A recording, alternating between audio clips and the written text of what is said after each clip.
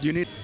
Okay, here we are, East LA Sports Scene on the road in the community. We take the sports cam, and here we are, Hollenbeck Youth Center, and again with the legend himself, Mr. Baseball for the Los Angeles Dodgers. God bless you, Tommy Lasorda. We love you. Thank you, Rico. It's always good to be here. You know, with this organization, the Hollenbeck Youth Center, Danny Hernandez, what a tremendous job that man has done. You know, he started out and he had a vision, he had an idea, and he had a dream. And dreams become realities. And what he's done here is just unbelievable. Mm-hmm. And I only wish that more youngsters would come here and stay off the streets and don't get into trouble with the law. Because you get into trouble with the law, you're going to regret it the rest of your life. But to come in and be something, to get a good education. Education opens many doors to success. Education is something that you can take to your grave with you. And if we can convince these youngsters, more of them than that Danny has here, then it would be even that much more worthwhile. Danny's a great human being, and a lot of people in the city doesn't know all that he does for the youth. The Hollenbeck Youth Center is a great, great organization, and I wish all the people who watches this program would come in and support this great, great organization. You got to do it. Absolutely. If you're going to invest money in anything, you can invest it in young men and education. That's the greatest thing that you can invest your money in. Tommy, we thank you for lending your personal time to this event and the fundraising efforts that Hollenbeck is doing every year with the Dodgers. But 24 years with Dodger Blue, you have seen the fundraising event go through its many, many changes, and from the past all the way to the present. And we want to thank you as well. Well, you know, Peter O'Malley and the O'Malley family supported this organization very well.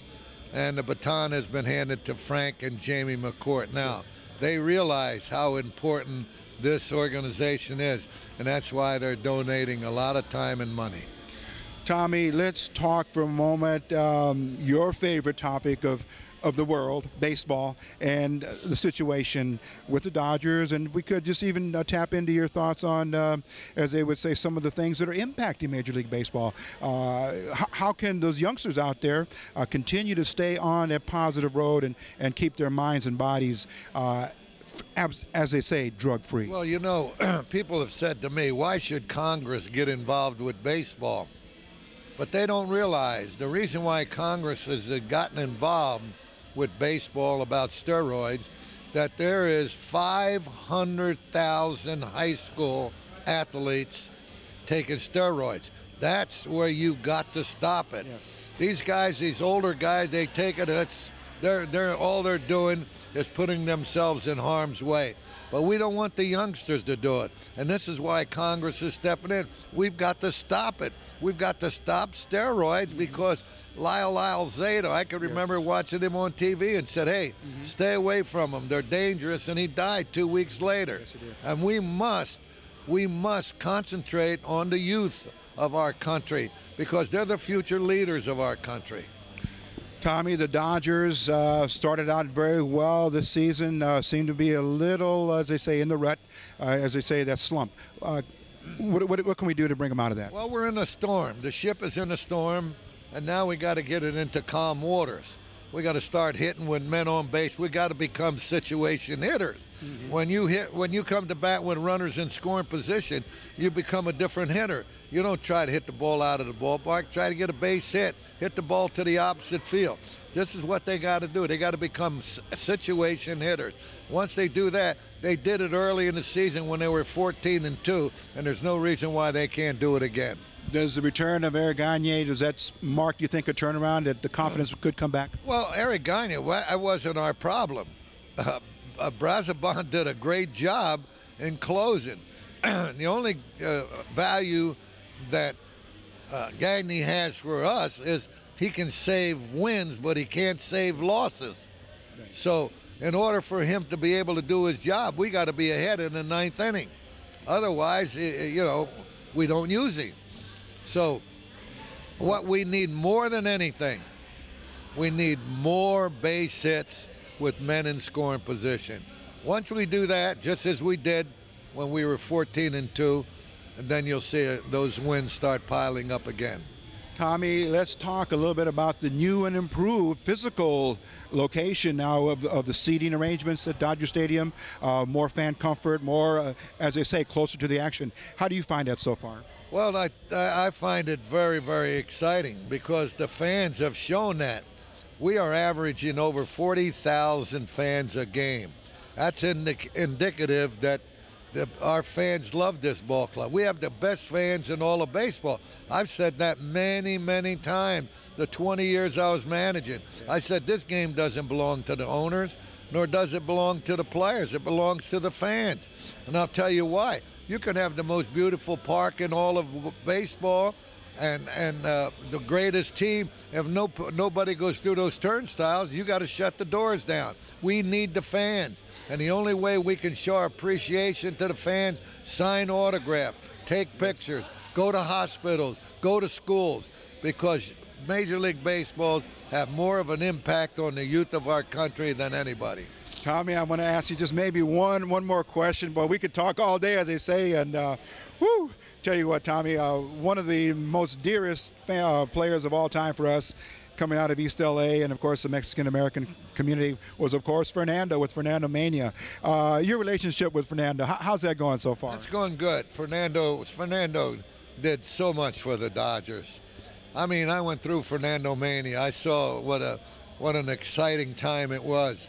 This guy is a great pitcher, a great competitor. You know, there's some pitchers in the 7th inning, they start looking to the bullpen. Fernando didn't even know we had a bullpen. He pitched. I tell you a story about Fernando. We're in the World Series. It's in about the 5th inning, and the Yankees score about 3 or 4 runs, and the bases are loaded and 1 out. And I guess everybody thought I was going to take him out. So I went out, and in my best Spanish, I said, Fernando, óyeme. Fernando, listen to me. Si tú no das este equipo no más carreras, if you don't give this team any more runs, nosotros ganamos este juego 11-3. And Fernando looked at me and he said in English, are you sure?